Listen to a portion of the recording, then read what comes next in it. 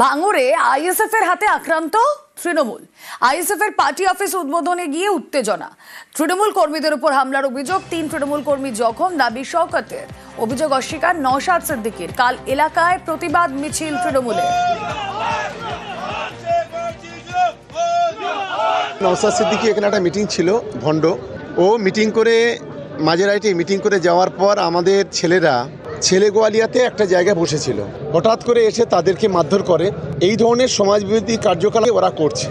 আসলে ভাঙড়ে পায়ের তলা থেকে জমি যত সরছে, এই আইএসএফ এর লোকেরা, সমাজবিরোধীরা, তারা পাগলা কুকুরের মতো হয়ে যাচ্ছে।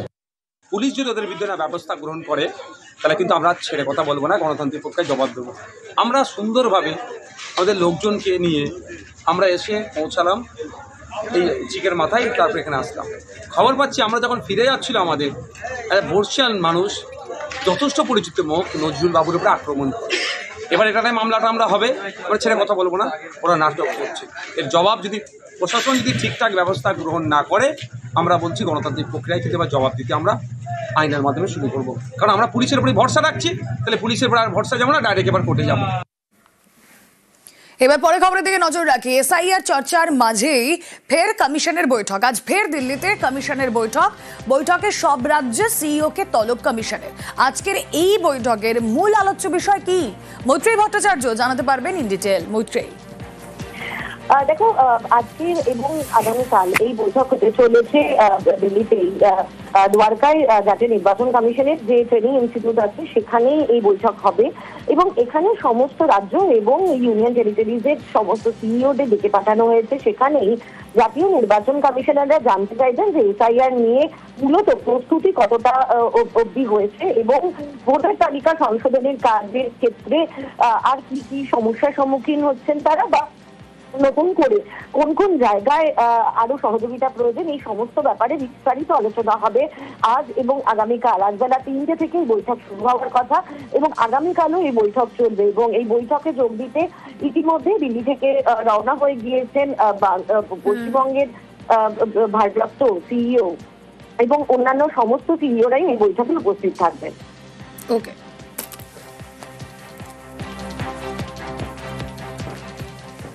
আর এবার মেয়াদ উত্তীর্ণ ওষুধ রুখতে কড়াকড়ি। মেয়াদ উত্তীর্ণ ওষুধ গুণগত মানের রিপোর্ট তলব, 7 দিনের রিপোর্ট তলব স্বাস্থ্য ভবনের। সরকারি হাসপাতাল এবং সিএমওইচদের নির্দেশ। কথা বলবো, অভিজিৎ চন্দ্র রয়েছেন সঙ্গে। অভিজিৎ। রুমেলা, গত বেশ কিছুদিন ধরে দেখা গেছিল মধ্যপ্রদেশে যে কাপ সিরাপ কাণ্ড হয় এবং আরো বেশ কিছু জায়গাতে যে বিভিন্ন সমস্যাগুলো দেখা গেছিল এই মেয়াদ উত্তীর্ণ ওষুধ নিয়ে, অর্থাৎ এক্সপায়ারি ডেট চলে যাওয়া ওষুধ নিয়ে, তাই নিয়ে সতর্ক রাজ্য স্বাস্থ্য দপ্তর।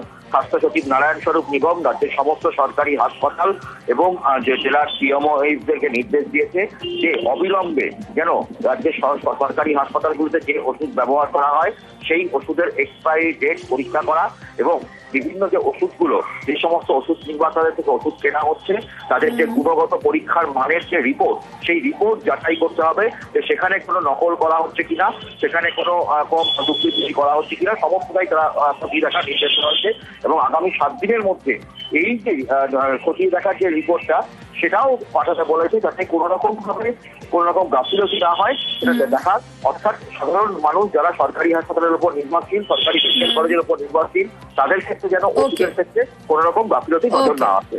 রুমেলা, ধানের জমিতে পোকার হানা, কালনার ছবি দেখাবো। ধান চাষে ব্যাপক ক্ষতি, ধুলোর মতো গুড়িয়ে যাচ্ছে ধান, ওষুধ দিয়েও আটকানো যাচ্ছে না। দুশ্চিন্তায় কালনা 2 নম্বর ব্লকের ধান চাষিরা। নবকুমার জানাতে পারবেন পরিস্থিতি আরো বিস্তারিত। নবকুমার।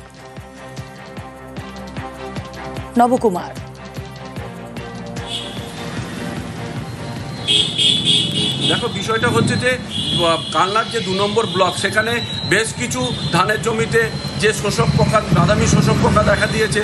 সেখানে মানে চাষিরা এতটাই চিন্তিত, কোনো রকম ওষুধ স্প্রে করে কোনো রকমভাবে কিছুতেই সেখান থেকে নিষ্কৃতি পাওয়া যাচ্ছে না। বিষয়টার মধ্যে দিয়ে তারা বলতে চাইছে যে এই যে বিষয়টা আছে, তাদের যে ধান এত পরিমাণে ক্ষতি হচ্ছে এবং তাতে এবার। হ্যাঁ নবকুমার। কিন্তু যেটা জানা যাচ্ছে যে আধিকারিকরা জানাচ্ছে সেখানে তারা বলছে যে নিয়মিত ভাবে এই বিষয়ে সরকারি প্রচার চলছে এবং সেইখান থেকে তারা রীতিমতো ভাবে তাদের কনসাল্ট করা হচ্ছে কিভাবে এই চাষ করা যেতে পারে এবং সেখানে কিভাবে নিষ্কৃতি পাওয়া যেতে পারে এই বাদামি শোষক পোকা থেকে। রুমেলা, ওকে। শোষক পোকা এবছর ব্যাপক হারে, আমরা একবার করে ওষুধ দিয়েছি, তাতেও মানেনি, দ্বিতীয়বার দিয়েছি, এখন থেমে আছে। তারপরে ধান যদি যখন পাকবে তখন আবার কি হবে জানি না, লাগবে কি লাগবে না, কিন্তু মাঠে শোষকের হার ব্যাপক। মানে একদম পুরো ধান কি খেয়ে নিচ্ছে? হ্যাঁ, ফুলবার আগেই বহু জমির ধান খানিকটা করে নিয়ে একদম খড় করে দিয়েছে। এই যে কন্ডিশনটা চলছে, বাদামি শোষক পোকা সাধারণভাবে হয় কি, বেশি ঘন করে গাছ মুড়লে, গাছে বেশি সার দিলে, আর মেন যেটা হয় মাজরা পোকার জন্য বেশি ওষুধ দেওয়ার ফলে কি হচ্ছে না, আমার আজকে জমি যে বন্ধু পোকা সেগুলো নষ্ট হয়ে যাচ্ছে। যে চাষি মাজরার জন্য যত বেশি ওষুধ দেবে তার জমিতে তত বাদামি শোষক পোকার একটা প্রকোপ দেখা যাবে। বিভিন্ন যে সোশ্যাল মিডিয়ায় আছে সেখানে আমরা জানাচ্ছি, তাদের আমরা সচেতন করছি যাতে ডিলারদের কাছে আসলে ডিলারের সাথে ওষুধ দেয়। উত্তরবঙ্গে দুর্যোগ আর প্লাবনের জের, আলিপুরদুয়ারে সবজির দাম আকাশ ছোঁয়া। দুর্যোগ প্লাবনে ব্যাপক ক্ষতি, প্লাবন বিধ্বস্ত এলাকায় সবজির দাম বেশি, বেগুন, ফুলকপি, লঙ্কার দাম আকাশ ছোঁয়া। চাষের ক্ষতিতেই এই দাম বৃদ্ধি বলছেন বিক্রেতারা। কথা বলবো, রাজকুমার রয়েছেন সঙ্গে। রাজকুমার, আজ প্রতিপদে অনেকের বাড়িতে ফোঁটার চল আছে, আবার আগামীকাল ভাতৃদ্বিতীয়া, সুতরাং খাওয়া দাওয়ার একটা বিষয় থাকছে, কিন্তু বাজারে গেলেই তো হাতে ছাকা লাগবে, যা অবস্থা আলিপুরদুয়ারে।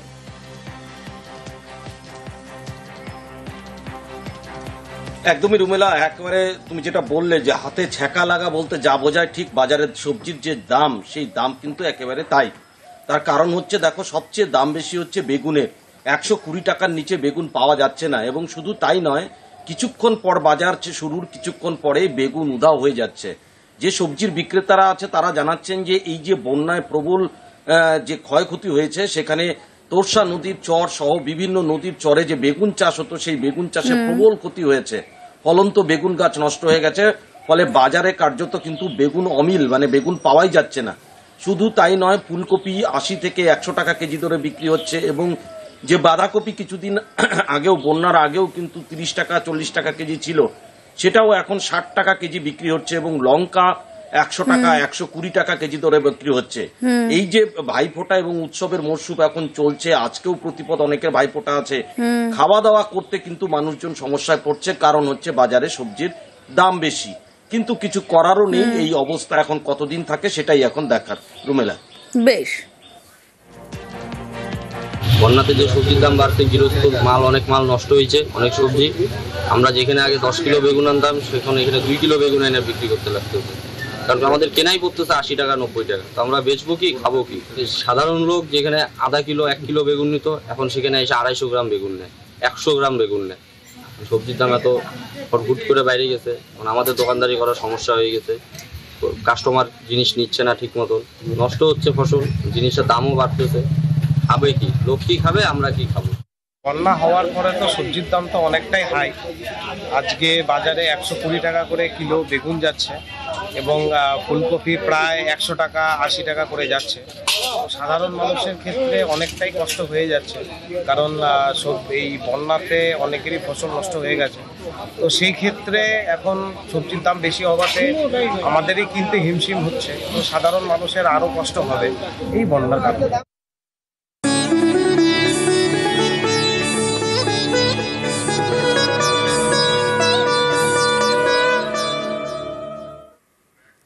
বাঁকুড়ায় জীবন্ত কালী, বাড়ির বড় বউকে মা কালী রূপে পুজো।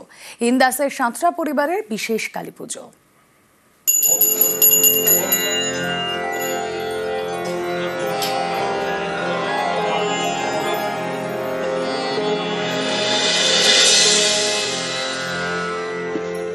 গলায় মালা, কপালে চন্দনের খোঁটা, ঠাকুর দালানের বেদিতে দাঁড়িয়ে জীবন্ত কালী। ইন্দাসের মির্জাপুরের সাঁতরা পরিবার এই পরিবারে প্রায় 100 বছরের কালী পুজো, কিন্তু কোনো প্রতিমা নেই। মা কালী রূপে পুজো করা হয় বাড়ির বড় বউকে। 39-40 বছর ধরে দেখে আসছি। মানে আমার বাবাই হচ্ছে মেন, মানে বাবাই পূজা করে। হীরাবালা সাঁতরা, ইনি এখন সাঁতরা পরিবারের বড় বউ। 40 বছর ধরে তাকেই মা কালী রূপে পুজো করা হচ্ছে। দেবীর স্বপ্নাদেশ নিয়েই এই পূজা কিন্তু শুরু হয়। প্রতিদিনই কিন্তু এখানে নিত্য পূজা হয়ে থাকে। যখন ওই পুকুর থেকে ঘট নিয়ে আসা হয়, ঘট নিয়ে আসার জন্য বিভিন্ন পাড়ার মানুষ বা পার্শ্ববর্তী এলাকার মানুষ বা দূর দূরান্ত থেকেও মানুষ আসেন, যারা এখানে মানত করে গেছেন, তারাও কিন্তু আজকের দিনে আসেন।